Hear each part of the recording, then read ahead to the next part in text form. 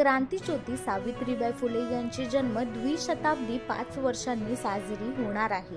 त्यापूर्वी त्यांच्या स्मारकाचे काम पूर्ण करा। त्यासाठी प्रशासनाने 10 एकर जमिनीचे तात्काळ अधिग्रहण करावे असे निर्देश देऊन क्रांतीज्योती सावित्रीबाई फुले यांच्या सन्मानाला साजेसा भव्य स्मारकासाठी निधीची कमतरता पडू देणार नाही अशी ग्वाही मुख्यमंत्री देवेंद्र फडणवीस यांनी दिली। आमचे सहकारी राज्याचे उपमुख्यमंत्री आणि तत्कालीन मुख्यमंत्री माननीय एकनाथराव शिंदेजी या ठिकाणी आले होते आणि त्यांनी आम्ही या ठिकाणी स्मारक करू अशी घोषणा केली होती। त्या निमित्ताने आता आराखडा तयार झाला। या आराखड्याचं सादरीकरण आत्ताच आमच्या पुढे झालेलं आहे आणि मी आपल्याला या निमित्ताने शब्द देतो की निश्चितपणे हे जे स्मारक आपल्याला करायचं आहे, जे केवळ त्यांच्या प्रतिमेपुरतं मर्यादित नाही, त्यांचा विचार रुजवून स्वयंपूर्ण महिला तयार करायच्या, आपल्या पायावर उभ्या राहणाऱ्या महिला तयार करायच्या, अशा प्रकारचं जे स्मारक आहे ते या ठिकाणी आम्ही पूर्ण करून दाखवू।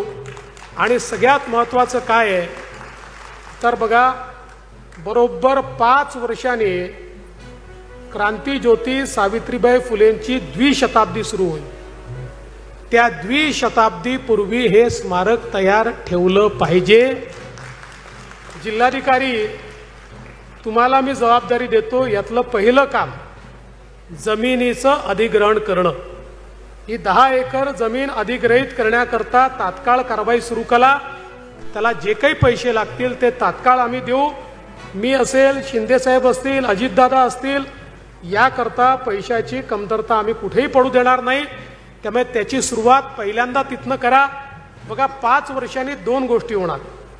एकीकडे क्रांतीज्योती सावित्रीबाई फुले यांची द्विशताब्दी सुरू होणार आणि त्याच वेळी देशाच्या लोकसभेमध्ये आणि देशाच्या विधानसभेमध्ये महिला लोकप्रतिनिधींना आरक्षण मिळाल्यामुळे 33% महिला या खासदार होतील आणि या आमदार देखील होतील। त्यामुळे हळूहळू सावित्री आईंच्या नेतृत्वामध्ये आपल्या देशातही महिला राज्य येण्याकडे आपण सगळे वाटचाल करतो। याबद्दल मला अतिशय आनंद आहे। आज आपण महाज्योतीच्या माध्यमातून अनेक योजना सुरू केल्या आणि मला अतिशय आनंद आहे। आत्ताच आम्ही महाज्योतीच्या स्टॉलवर आमच्या एका मुलीचं त्या ठिकाणी स्वागत केलं। महाज्योतीच्या माध्यमातून प्रशिक्षण घेऊन MPSC मध्ये पहिल्या क्रमांकाने ती पास झाली। तिचं देखील मी मनापासून अभिनंदन करतो। आपल्या सरकारने एकीकडे महिलांकरता, मुलींकरता मोफत शिक्षणाची योजना सुरू केली, लाडकी बहीण सारखी योजना सुरू केली। वेगवेगळ्या प्रकारे आमच्या महिलांना त्या ठिकाणी सक्षम करण्याकरता देशाचे प्रधानमंत्री माननीय मोदीजींनी लखपती दीदी ही एक संकल्पना मांडली आहे। महाराष्ट्रामध्ये पहिल्या टप्प्यात 11 लाख झाल्या, आता 15 लाख झाले आहेत।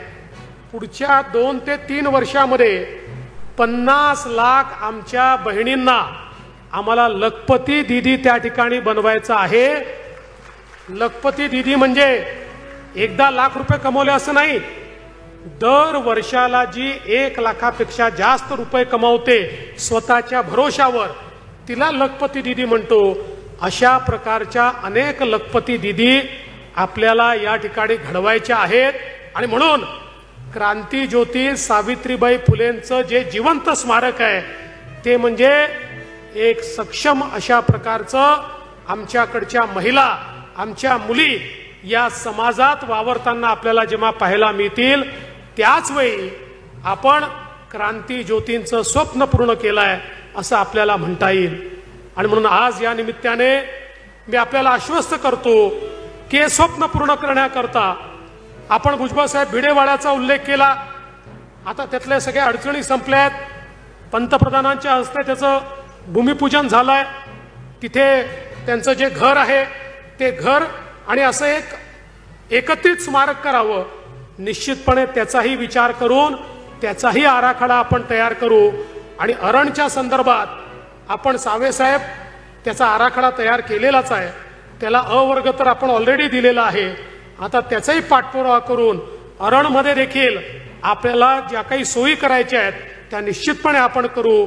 आणि मी विश्वास देतो की आपला समाज, आपलं राज्य आणि आम्ही सगळे महात्मा ज्योतिबा फुले आणि क्रांती ज्योती सावित्रीबाई फुले यांनी जो सन्मार्ग दाखवलेला आहे, जो समतेचा मार्ग दाखवलेला आहे, त्या मार्गाने चालत समाजातल्या शेवटच्या माणसाचा विकास होतपर्यंत सातत्याने काम करू, एवढंच बोलतो आणि माझं बोलणं संपवतो। धन्यवाद। जय ज्योती, जय क्रांती।